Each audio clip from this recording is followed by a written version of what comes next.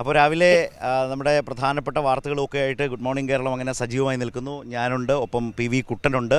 നേരത്തെ കാവ്യ സൂചിപ്പിച്ചതുപോലെ ഞങ്ങളുള്ളത് കാസർഗോഡ് ലോക്സഭാ മണ്ഡലത്തിലെ തൃക്കരിപ്പൂർ നിയോജക മണ്ഡലത്തിൽപ്പെട്ട ചെറുവത്തൂരാണ് അല്ലേ കാവ്യ? നമ്മൾ കാര്യം പറഞ്ഞു വരുമ്പോൾ നമ്മളെക്കാൾ നന്നായിട്ട് ഈ സ്ഥലവും ഒക്കെ പറയാൻ പറ്റിയ ആൾ കുട്ടനാണ്. കുട്ടൻ്റെ ലോക്സഭാ മണ്ഡലം കൂടിയാണ്, ഇവിടുത്തെ വോട്ടറാണ് എന്ന പ്രത്യേകത കൂടിയുണ്ട്. അപ്പോൾ നമ്മളിപ്പോൾ നിൽക്കുന്നത് കുട്ടൻ ചെറുവത്തൂരിലെ ബസ് സ്റ്റാൻഡിലാണ് അല്ലേ?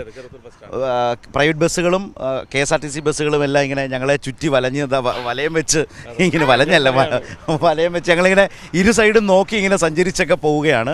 വളരെ സജീവമായി ചെറുവത്തൂർ രാവിലെ വളരെ ആക്റ്റീവായി മുന്നോട്ട് പോകുന്നൊരു കാഴ്ച കണ്ടുകൊണ്ടാണ് ഞങ്ങളിതാ ഇങ്ങനെ മുന്നോട്ട് നീങ്ങുന്നത്. ഇന്നത്തെ പടക്കളം കാസർഗോഡാണ്. നമ്മൾ കോഴിക്കോട് നിന്ന് ആരംഭിച്ചു. നേരത്തെ കാവ്യ സൂചിപ്പിച്ചതുപോലെ ഇന്ന് വൈകിട്ട് 9:30 മുതൽ 10:30 വരെ കൈരളി ന്യൂസിൽ നമ്മുടെ ചാനലിൽ പടക്കളം, കാസർഗോഡ് നിന്നുള്ള പടക്കളം കാണാം എന്നുകൂടി മറന്നു പോകുന്നതിന് മുമ്പ് ആദ്യം തന്നെ പ്രേക്ഷകരോട് പറയട്ടെ. ലോക്സഭാ തെരഞ്ഞെടുപ്പിൻ്റെ ആവേശം നമ്മുടെ നാട്ടിലാകെ വന്നു തുടങ്ങുന്നു. ദേശീയ രാഷ്ട്രീയ സാഹചര്യങ്ങളൊക്കെ വലിയ ചർച്ചയാവുന്നുണ്ട്. ഇന്നലെ സുപ്രീം കോടതിയിൽ കേരളത്തിന് കിട്ടിയ വലിയ വിജയം, ആ വിധിയുടെ ഒരു പശ്ചാത്തലമൊക്കെ കേരളത്തിൻ്റെ ഈ രാഷ്ട്രീയ തെരഞ്ഞെടുപ്പ് ചിത്രത്തിൽ വളരെ ശക്തമായ ഒരു വിഷയമായി മാറുന്നുണ്ട് എന്നുകൂടിയാണ് ഏറ്റവും പുതിയൊരു കാര്യമായി ആളുകളോടൊക്കെ സംസാരിച്ചതിൽ നിന്ന് മനസ്സിലായ ഒരു കാര്യം.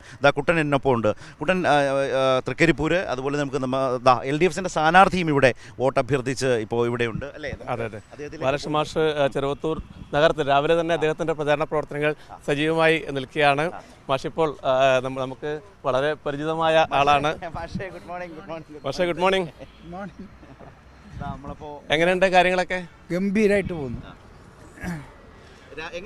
ഇപ്പോഴത്തെ ഒരു ദിവസം എങ്ങനെയാണ്? അതിരാവിലെ ആരംഭിക്കും. ഞാൻ രാവിലെ 5:30 മണിക്ക് എഴുന്നേറ്റ് ചില വ്യക്തികളൊക്കെ പോയി കണ്ടു. അപ്പോൾ ഞാനിപ്പോൾ വേറെ സ്ഥലത്തേക്ക് പോകാൻ വേണ്ടി ഇവിടെ നിൽക്കുകയാണ്. അപ്പോഴാണ് നിങ്ങൾ കണ്ടത്. അതെ, ഞങ്ങൾ കാസർഗോഡ് വന്ന് മാഷിനെയും കണ്ട് സ്ഥാനാർത്ഥികളെയൊക്കെ ഒന്ന് കണ്ട് ജനങ്ങളുടെ അഭിപ്രായങ്ങളൊക്കെ തേടി ഇങ്ങനെ സഞ്ചരിച്ചു വരികയാണ്. ഈ തെരഞ്ഞെടുപ്പിൽ മുന്നണിയുടെ ഒരു പ്ലസ് എന്താണ്? ഞാൻ മുന്നണിയുടെ പ്ലസ്സാണ് ആദ്യം ചോദിക്കുന്നത്. ഇടതുപക്ഷ ജനാധിപത്യ മുന്നണി കേരളത്തിനകത്ത് മുമ്പ് ഉള്ളതിനേക്കാൾ വളരെ വളരെ ആക്റ്റീവാണ്. എല്ലാ കാര്യങ്ങളിലും അവിടെ ഇടപെടുന്നുണ്ട്. ഒരു സംശയവുമില്ല. കേരളത്തിനകത്ത് ഇടതുപക്ഷ ജനാധിപത്യ മുന്നണി 20 സീറ്റും ഇത്തവണ നേടി വിജയം ഉറപ്പിക്കും. മാഷിൻ്റെ പ്ലസ്സോ? ഞാൻ ഇവിടെ പാർട്ടി ജില്ലാ സെക്രട്ടറി ആയിട്ട് 6 വർഷക്കാലമായി. ബ്രാഞ്ച് സെക്രട്ടറി മുതൽ LC സെക്രട്ടറി മുതൽ അങ്ങനെ പടിപടിയായി സംസ്ഥാന കമ്മിറ്റി അംഗം, പാർട്ടി ജില്ലാ സെക്രട്ടറി എന്ന നിലയിൽ ഞാൻ ഇപ്പോൾ പ്രവർത്തിച്ചു വരികയാണ്. വിവിധ പദവികളിൽ ഞാൻ ഇരുന്നിട്ടുണ്ട്. ഞാൻ കയ്യൂർ ചിമ്മേനി ഗ്രാമപഞ്ചായത്തിൻ്റെ പ്രസിഡൻ്റായി 10-12 വർഷക്കാലം ഇരുന്നിട്ടുണ്ട്. ഒരുപാട് മാതൃകാപരമായ പ്രവൃത്തികൾ നടത്തിയിട്ടുണ്ട്. അവാർഡുകൾ കിട്ടിയിട്ടുണ്ട്. അത് കഴിഞ്ഞ് ജില്ലാ പഞ്ചായത്ത് പ്രസിഡൻ്റായിട്ടുണ്ട്.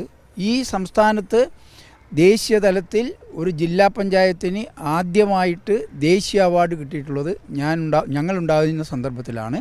അന്ന് നമ്മുടെ രാഷ്ട്രപതി പ്രതിഭ പാട്ടീലാണ് ആ അവാർഡ് എനിക്ക് കരസ്ഥമാക്കിയിട്ടുള്ളത്. ഖാദി ഗ്രാമ വ്യവസായ ബോർഡിൻ്റെ വൈസ് ചെയർമാനായിട്ട് പ്രവർത്തിച്ചിട്ടുണ്ട്.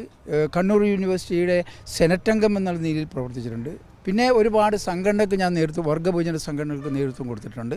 കർഷക തൊഴിലാളി യൂണിയൻ്റെ സംസ്ഥാന തലത്തിൽ പ്രവർത്തിച്ചിട്ടുണ്ട്. ജില്ലാ സെക്രട്ടറി ആയിരുന്നു. NREG വർക്കേഴ്സ് യൂണിയൻ എന്ന് പറയുന്ന നമ്മുടെ തൊഴിലുറപ്പ് പദ്ധതി, അതുമായി ബന്ധപ്പെട്ടിട്ട് അന്ന് ഞാൻ ജില്ലാ പഞ്ചായത്ത് പ്രസിഡൻ്റായിരുന്ന സന്ദർഭത്തിലാണ് ആദ്യമായിട്ട് കാസർഗോഡിനെ ഉൾപ്പെടുത്തുന്നത് തൊഴിലുറപ്പ് പദ്ധതിയുടെ ഭാഗമായിട്ട്. അപ്പോൾ തൊഴിലാളികൾക്ക് എന്താണ് ഈ പദ്ധതി എന്നറിയില്ല. അന്ന് ജില്ലാ പഞ്ചായത്ത് പ്രസിഡൻറ്റ് ലീഡറായിക്കൊണ്ട് ഇവിടുത്തെ കലക്ടർ, അതുപോലെ ഹെഡ് ഓഫ് ഡിപ്പാർട്ട്മെൻറ്റ്സ് മുഴുവൻ ജാഥ നയിച്ചിട്ടുണ്ട്.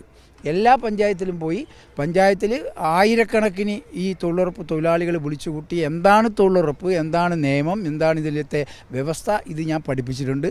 അതിൻ്റെ ഭാഗമായിട്ട് തന്നെ സംസ്ഥാന അടിസ്ഥാനത്തിൽ NREG വർക്കേഴ്സ് യൂണിയൻ എന്ന് പറയുന്ന തൊഴിലുറപ്പ് സംഘടനയുണ്ടാക്കി ആ സംഘടനയുടെ സംസ്ഥാന സെക്രട്ടറി എന്നുള്ള നിലയിൽ പ്രവർത്തിച്ചിട്ടുണ്ട്. അതിനിടയിലാണ് പാർട്ടി സെക്രട്ടറി ആയത്. സ്വാഭാവികമായിട്ട് ഇപ്പോൾ ആ നിലയിൽ പ്രവർത്തിച്ചു വരുന്നു. അതായത് ഇദ്ദേഹം ഇപ്പോൾ LDFിൻ്റെ സ്ഥാനാർത്ഥി നിലയിൽ മാഷ് കാസർഗോഡിൻ്റെ മണ്ണിൽ നിന്ന് ഇത് പറയുമ്പോൾ ഇവിടുത്തുകാർക്ക് ഏതെങ്കിലും തരത്തിലൊരു പുതുമയുള്ള കാര്യമൊന്നുമല്ല. പക്ഷേ ലോകമെമ്പാടുമുള്ള മലയാളികൾ ഗുഡ് മോർണിംഗ് കേരളത്തിലൂടെ കാണുമ്പോൾ നമ്മുടെ ഈ മത്സരരംഗത്ത് വരുന്ന സജീവമായി ആവേശകരമായി ജനങ്ങളോട് സംസാരിക്കുന്ന സ്ഥാനാർത്ഥികളെ അവർക്ക് കൂടുതലായി മനസ്സിലാകാൻ ഓരോ മണ്ണിനും ഏറ്റവും അനുയോജ്യരായ സ്ഥാനാർത്ഥികളെ ആണ് ഇറക്കിയത് എന്ന് സ്ഥാനാർത്ഥി പ്രഖ്യാപനത്തിൻ്റെ ദിവസം CPMൻ്റെ സംസ്ഥാന സെക്രട്ടറി വാർത്താസമ്മേളനത്തിൽ പറയുകയുണ്ടായി. അപ്പോൾ അതടക്കമുള്ള കാര്യങ്ങൾ ഇവിടെ ഇപ്പോൾ എനിക്ക് തോന്നുന്നു കുട്ടൻ ഈ പറഞ്ഞ പോലെ കാസർഗോഡിൻ്റെ മുക്കും മൂലയും അറിയുന്ന സ്ഥാനാർത്ഥി എന്ന് ഈ തെരഞ്ഞെടുപ്പിൽ ഇടതുമുന്നണി പറയുന്നുണ്ടെങ്കിൽ അതിലെന്തോ ചില പ്രത്യേകതകൾ ഉണ്ടാകാം, ഈ മണ്ഡലത്തിൻ്റെ ഒരു സവിശേഷത വെച്ചുകൂടി. ശരത്ത്, അതിനകത്ത് മാഷ് സൂചിപ്പിച്ചല്ലോ, മാഷ് കടന്നു വന്ന വഴികളൊക്കെ. ഈ കാസർഗോഡ് ജില്ലയിൽ CPM ഇത്ര ശക്തി ആർജിക്കുന്നതിന് വേണ്ടിയുള്ള വളരെ നിർണായകമായ പല ഘട്ടങ്ങളിലും നേതൃപരമായി പങ്കുവഹിച്ച ആൾ കൂടിയാണ് മാഷ്. ഇവിടെ തൊട്ടടുത്ത് ചീമേനിയിൽ, ചെറുവത്തൂരിൻ്റെ തൊട്ടടുത്താണല്ലോ ചീമേനിയിൽ, കോൺഗ്രസ്സുകാർ പാർട്ടി ഓഫീസിൽ തീയിട്ട് CPM 5 പേരെ കൊലപ്പെടുത്തിയ ഘട്ടത്തിൽ അന്നൊരു തെരഞ്ഞെടുപ്പിൻ്റെ സാഹചര്യമായിരുന്നു. അന്ന് മാഷായിരുന്നു അവിടുത്തെ ലോക്കൽ സെക്രട്ടറി. അതോടൊപ്പം തന്നെ ഈ മണ്ഡലത്തിൽ ശരത്തേട്ടൻ ആലപ്പുഴയിൽ നിന്നാണ് വരുന്നത്. ഇവിടെയാണെങ്കിൽ അവിടെ പുന്നപ്ര വയലാറ് പോലെ ഇവിടെ കയ്യൂർ, കരിവെള്ളൂർ, അങ്ങനെ വലിയ ഐതിഹാസികമായ സമരങ്ങൾ നടന്ന മണ്ണാണ്. CPIMൻ്റെ ഏറ്റവും ഉറച്ച കോട്ട, LDFൻ്റെ ഉറച്ച കോട്ടയാണ്. ആ മണ്ഡലം കഴിഞ്ഞ തവണ കൈവിട്ടുപോയി. പക്ഷേ ഇത്തവണ മാഷിലൂടെ പിടിച്ചെടുക്കുമെന്നാണ് LDFൻ്റെ ഒരു ആത്മവിശ്വാസം. ഇതിൽ പല ഘടകങ്ങളുണ്ട്. ഞാനൊരു ഹെഡ് മാസ്റ്ററായിട്ട് ജോലി ചെയ്ത ഒരാളാണ്. ആ ഹെഡ് മാസ്റ്ററായിരിക്കെയാണ് VRS എടുത്തിട്ട് പാർട്ടി പ്രവർത്തനത്തിലേക്ക് മുഴുകുന്നത്. അതുകൊണ്ട് ഒരുപാട് ഞാൻ പഠിപ്പിച്ചിട്ടുള്ള കുട്ടികൾ അധ്യാപകനായ എന്നെ വിജയിപ്പിക്കുന്നതിന് വേണ്ടി അവർ മനസ്സാ തയ്യാറായി കഴിഞ്ഞു. അല്ല, ആ സ്കൂളിൽ നിന്നാണല്ലേ പ്രചാരണം ആരംഭിച്ചത്? ഞാൻ രാവിലെ ആരംഭിച്ചത് എൻ്റെ പേരൻ്റ് സ്കൂളായിട്ടുള്ള അവിടെ വെച്ച് കുട്ടികളൊക്കെ കണ്ട് അധ്യാപകരെ കണ്ടിട്ടാണ് എൻ്റെ പ്രചരണം ആരംഭിച്ചിട്ടുള്ളത്. അതിപ്പോൾ ഈ മണ്ഡലത്തിലെ 7 മണ്ഡലത്തിലെ കോളേജുകൾ, അതുപോലെയുള്ള B.Ed കോളേജുകൾ, ഇങ്ങനെ വിവിധങ്ങളായ കോളേജുകൾ സന്ദർശിച്ചപ്പോൾ ഒരു അധ്യാപകൻ എന്നുള്ള നിലയിൽ ഞാൻ കുട്ടികളെ പരിചയപ്പെടുത്തുമ്പോൾ അവർക്ക് ഏറെ സ്നേഹവാത്സല്യം എന്നോടുണ്ട്. കാസർഗോഡിനെ മാഷ് എന്നാണ് ക്യാപ്റ്റൻ തന്നെ. അപ്പോൾ ഞാൻ പറയാറുണ്ട്, ഞാനൊരു അധ്യാപകനാണ്. അധ്യാപകനായ ഞാൻ നിങ്ങളോട്, വിദ്യാർത്ഥികളോടാണ് ഞാൻ വോട്ട് ചോദിക്കുന്നത്. നിങ്ങൾ നാളത്തെ ഈ ഇന്ത്യ എങ്ങനെ പോകണമെന്ന് ചിന്തിക്കുന്നവരാണ്. അപ്പോൾ വളരെ രസകരമായ ഒരു അനുഭവം ഉണ്ടായിട്ടുണ്ട്. ഞാനൊരു B.Ed കോളേജിൽ പോയപ്പോൾ അവിടെ മുസ്ലിം പെൺകുട്ടികളായിരുന്നു 98%. ഒരു 2, 3, 4 ആൺകുട്ടികളെ ഉണ്ടായിരുന്നുള്ളൂ. അപ്പോൾ അവർ ഒന്നിച്ച് നിൽക്കുകയാണ്. ഞാൻ അവരോട് ഇങ്ങനെ, ഞാൻ സ്ഥാനാർത്ഥിയാണ്, ഒക്കെ കാര്യങ്ങൾ പറയുമ്പോൾ ഒരു 6 കുട്ടികൾ ഒരു ഭാഗത്ത് ഇങ്ങനെ മുസ്ലിം കുട്ടികൾ നിൽക്കുകയായിരുന്നു. അതിലൊരു കുട്ടി എന്നോട് ചോദിച്ചു, 2 കുട്ടികൾ ചോദിച്ചു, മാഷേ, നിങ്ങളെ ഞങ്ങൾ വോട്ട് ചെയ്ത് വിജയിപ്പിച്ചാൽ നിങ്ങൾക്ക് എന്താണ് ഞങ്ങളോട് നൽകാനുള്ള ഉറപ്പ്? ഞാൻ ഉടനെ ആ കുട്ടികളുടെ പോയിട്ട് പറഞ്ഞു, ഞാനൊരു അധ്യാപകനായതുകൊണ്ട് നിങ്ങളെ അഭിനന്ദിക്കുന്നു. കാരണം വിദ്യാഭ്യാസത്തിൻ്റെ ഗുണം നിങ്ങൾ കാണിച്ചു. ചോദ്യം ചെയ്യണം, എന്നോട് ചോദിക്കണം. ആ ചോദ്യം നിങ്ങൾ എന്നോട് ചോദിച്ചു. എനിക്കേറെ സ്നേഹമുണ്ട് നിങ്ങളോട്. ഇനി നിങ്ങൾ ചോദിച്ച ചോദ്യത്തിന് ഞാൻ ഉത്തരം പറയാം. ഒരു സംശയവുമില്ല, ഞാനും നിങ്ങളും എല്ലാ 142 കോടി ജനങ്ങളും ഈ രാജ്യത്ത് നിലനിൽക്കേണ്ടത് ഇന്ത്യൻ ഭരണഘടനയുടെ കീഴിലാണ്. ആ ഇന്ത്യൻ ഭരണഘടനയ്ക്ക് പോറലേൽക്കുന്ന ഒരുപാട് കാര്യങ്ങൾ ഇന്ന് ദേശീയ തലത്തിൽ നടന്നുകൊണ്ടിരിക്കുകയാണ്. അതിനെതിരായി, കാരണം മതനിരപേക്ഷത, പാർലമെൻ്ററി ജനാധിപത്യം, ഫെഡറലിസം, ബഹുസ്വരത, അത് സോഷ്യൽ ജസ്റ്റിസ്, ഇത് നിലനിർത്തുന്നതിന് വേണ്ടി ഏതറ്റം വരെയും ഞാൻ പാർലമെൻറ്റിൽ നിങ്ങൾ എന്നെ വിജയിപ്പിച്ചെത്തിയാൽ ഞാൻ അതിശക്തമായി പോരാടും. നിങ്ങളുടെ ശബ്ദം, ഞാൻ അവരൊക്കെ നോക്കിയിട്ട് തന്നെ പറഞ്ഞു, നിങ്ങളുടെ ശബ്ദം, ഈ പാർലമെൻറ്റ് മണ്ഡലത്തിൻ്റെ ശബ്ദം, കേരളത്തിൻ്റെ ശബ്ദം ഞാൻ പാർലമെൻറ്റിൽ ഉയർത്തും.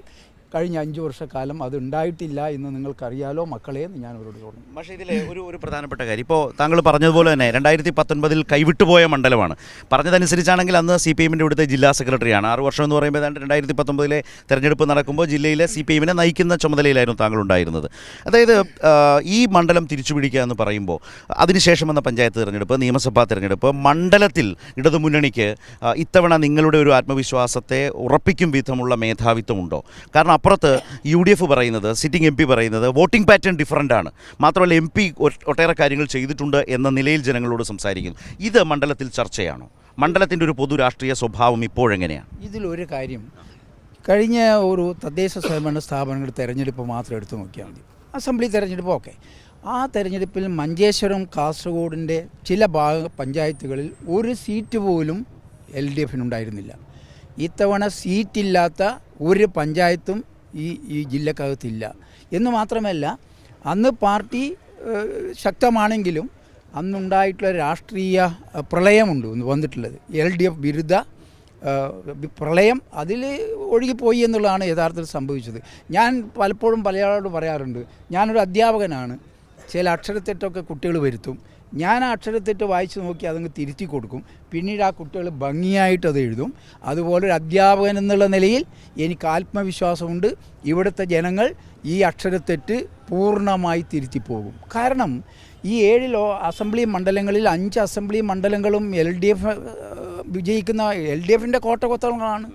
മഞ്ചേശ്വരം കാസർഗോഡാണ്. മഞ്ചേശ്വരം കാസർഗോഡും ഭൂരിപക്ഷത്തിൽ ഞങ്ങൾക്ക് മുമ്പ് കിട്ടിയ അതേ വോട്ട് കിട്ടിയിട്ടുണ്ട്. ഇത്തവണയും അതിലൊരു കുറവും വരില്ല. ഇന്ന് ജനങ്ങൾക്ക് ഒരു പശ്ചാത്താപ ബോധമുണ്ട്.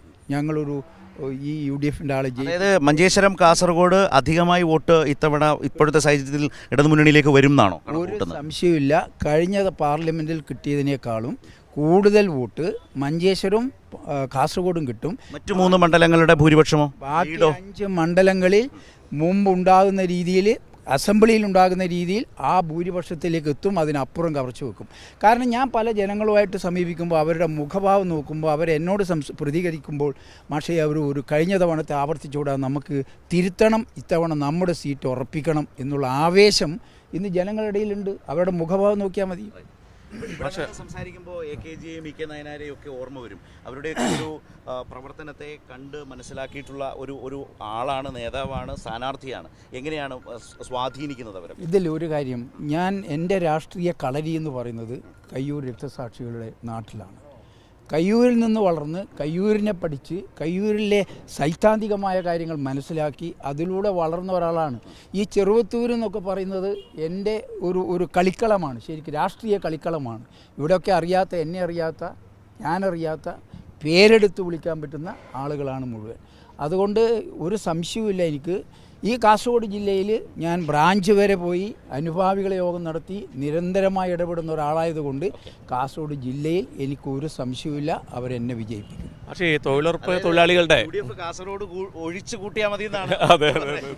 അപ്പം മറ്റൊരു പ്രധാനപ്പെട്ട ഈ പറഞ്ഞ രാഷ്ട്രീയ സംഘടനാ പദവികളൊക്കെ പറഞ്ഞല്ലോ, ഏറ്റവും പ്രധാനപ്പെട്ട ഒന്ന് ഈ തൊഴിലുറപ്പ് തൊഴിലാളികളുടെ അവരുടെ ഈ ഏറ്റവും താഴെ തട്ടിൽ പ്രവർത്തിക്കുന്നവരാണല്ലോ. അവരുടെ ഇടയിൽ അവരുടെ നേതാവെന്ന നിലയിൽ ഈ തെരഞ്ഞെടുപ്പ് വോട്ടഭ്യർത്ഥിച്ചുകൊണ്ട് അവിടെയൊക്കെ ചെല്ലുമ്പോൾ എന്താണ് അവിടെ നിന്നുള്ള പ്രതികരണങ്ങൾ? ഞാൻ കുറേ സ്ഥലത്ത് പഞ്ചായത്ത് തലത്തിൽ ഈ തൊഴിലുറപ്പ് സംഘടന അവരുടേതായിട്ടുള്ള യോഗങ്ങൾ വിളിച്ചു ചേർത്തു. അതിൽ 1000, 1500, 2000, 3000 ഒക്കെ ആളുകളാണ് പങ്കെടുത്തത്. ഞാനതിലേക്ക് കയറി വരുമ്പോഴേ എന്തോ ഒരു പ്രത്യേകത ആ തൊഴിലാളികളുടെ മുഖത്തുണ്ട്. അവർ ആവേശകരമായി എന്നെ വന്ന് ഷെയ്ക്ക് ഹാൻഡ് ചെയ്യുന്നു. അവർ പറയുന്നു, മാഷേ തൊഴിലുറപ്പ് ഞങ്ങൾ തൊഴിലാളികൾ നിങ്ങളുടെ കൂടെയാണ്. അതിൽ BJPയുടെ തൊഴിലുറപ്പ് തൊഴിലാളികളുണ്ട്, വ്യത്യസ്ത കോൺഗ്രസിൻ്റെ ഉണ്ട്, CPMൻ്റെ മാത്രമല്ല, ഇടതുപക്ഷത്തിൻ്റെ മാത്രമല്ല, എല്ലാ വിഭാഗമുണ്ട്. ഞാൻ അവരോട് കൊടുത്തൊരു ഉറപ്പുണ്ട്. കഴിഞ്ഞ ഈ തൊഴിലുറപ്പ് നിയമം പാർലമെൻറ്റ് പാസ്സാക്കിയതാണ്. ഇന്ന് അവരുടെ കൂലി നോക്കണം, 333 രൂപയാണ്. 125 തുടങ്ങിയ ആ പാവങ്ങൾ ഇവിടത്തേക്ക് എത്തിയിട്ടുള്ളൂ. അവരുടെ സേവന വ്യവസ്ഥ, നിങ്ങൾ രാവിലെ 9 മണിക്ക് പോയാൽ വൈകുന്നേരം 5 മണി വരെ പണിയെടുത്ത ഒരാൾക്കാണ് കിട്ടുന്നത്. ആ സമയം കുറക്കുക, വേതനം കൂട്ടുക, അതുപോലെ അവരുടെ വേതന വ്യവസ്ഥകളിൽ മാറ്റം വരുത്തുക. ഇതിനു വേണ്ടി ഞാൻ പാർലമെൻറ്റിൽ അതിശക്തമായി പോരാടും. ഞാനുണ്ടാക്കിയ ഒരു സംഘടന എന്നുള്ള നിലയിൽ കേരളത്തിലെ തൊഴിലുറപ്പ് തൊഴിലാളികൾക്ക് വേണ്ടി, ഈ രാജ്യത്തിനകത്തെ തൊഴിലുറപ്പ് തൊഴിലാളികൾക്ക് വേണ്ടി പാർലമെൻറ്റിൽ അതിശക്തമായി ഞാൻ ചേർത്താൻ ഒറ്റ കാര്യം കൂടി, അതിപ്പോൾ മാഷ് ഇപ്പോൾ ഇവരോടൊക്കെ വോട്ടഭ്യർത്ഥിക്കുന്നതിൻ്റെ കൂടെ മാഷ് ഒരാൾ കൂടി വോട്ടഭ്യർത്ഥിക്കാനുണ്ട്. അതാരോടാണ്? എന്നോട് തന്നെ. കുട്ടൻ നമ്മുടെ എല്ലാ സ്ഥാനാർത്ഥികളും കാണുമ്പോൾ ഞാൻ വോട്ട് നൽകേണ്ടത് മാഷക്കാണ്. തുടക്കത്തിലേ പറഞ്ഞു കുട്ടന്റെ ലോക്സഭാ മണ്ഡലമാണ്. ഷൈജു, ഇതാ ക്യാമറയ്ക്ക് പിന്നിൽ നിൽക്കുന്നത് നമ്മുടെ ഷൈജു പിലാത്തറ, സിജു കണ്ണൻ, ഇവരെല്ലാം വോട്ടർമാരാണ്. അപ്പോൾ ഞാൻ ഒരു കാര്യം കൂടി പറഞ്ഞ് ഞാൻ അവസാനിപ്പിക്കുകയാണ്. ഇതുവരെ കേരളത്തിൻ്റെ ശബ്ദം, കേരളത്തിൻ്റെ ആവശ്യം പാർലമെൻറ്റിൽ ഉയർത്തിയിരുന്നില്ല. ഇന്ന് സുപ്രീം കോടതിയുടെ വിധിയടക്കം വന്നല്ലോ. സ്വാഭാവികമായും ഇതെല്ലാം വെച്ച് കേരളത്തിൻ്റെ ശബ്ദം പാർലമെൻറ്റിൽ ഈ വരുന്ന 5 വർഷക്കാലം എന്നെ MP ആക്കിയാൽ ഞാൻ അതിശക്തമായി ഇടപെടുത്തും. അതായത് ഞങ്ങൾ മാധ്യമപ്രവർത്തകരുടെ ഭാഷയിൽ പറഞ്ഞ അധ്യാപകനാണല്ലോ, മാധ്യമപ്രവർത്തകരുടെ ഭാഷയിൽ പറഞ്ഞാൽ ഈ സംസാരത്തിൽ നിന്ന് നമ്മളെത്തുന്നത് 2019 അക്ഷരത്തെറ്റ് കാസർഗോഡ് ഇത്തവണ തിരുത്തും ബാലകൃഷ്ണൻ മാസ്റ്റർ എന്ന തലക്കെട്ടോടെ നമ്മളിവിടെ ഈ ആത്മവിശ്വാസമാണ് രാവിലെ നമ്മളിപ്പോൾ ഈ തൃക്കരിപ്പൂരിൽ നിന്ന് കണ്ടത്.